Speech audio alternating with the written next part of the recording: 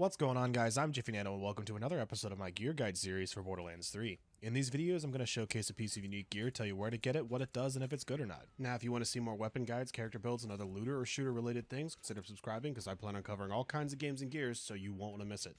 In Borderlands 3, there are 4 ways to get unique or legendary gear. Those are world drops, designated drops, specific drops, and quest rewards. Quest rewards are fairly self-explanatory. They are things you receive from story or side quests. World drops are items that can drop from any lootable source in the game. If it gives you loot, it can drop these items. Badasses and bosses always have a higher chance of dropping world drops. Designated drops are items that have a particular boss or enemy that have a higher chance to drop that item, but these items can also drop as world drops. Lastly, specific drops are items that can only drop from one specific enemy and can't be found any other way.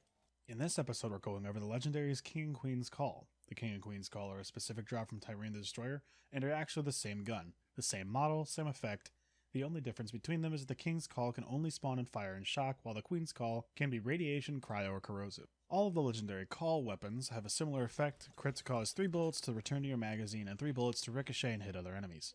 The King and Queen's Call used to be one of the strongest bossing weapons in the game. The ability to spam shots and never reload was incredibly strong, but a couple of fire rate nerfs brought its reign LOL to an end. That being said, these weapons are still very strong and are great for mobbing if you can stay accurate and hit those crits. And while these guns are still good for bossing in Mayhem 3, they lag behind a bit in Mayhem 4 unless you have a finely tuned build. To farm this, you'll need to kill Tyreens the Destroyer in the Destroyer's Rift on Pandora. This is the final boss in the main story, so I'll have to finish the game to farm her. Unfortunately, while Tyreens isn't necessarily a hard fight per se, her phases can last a long time sometimes, making her not the fastest farm.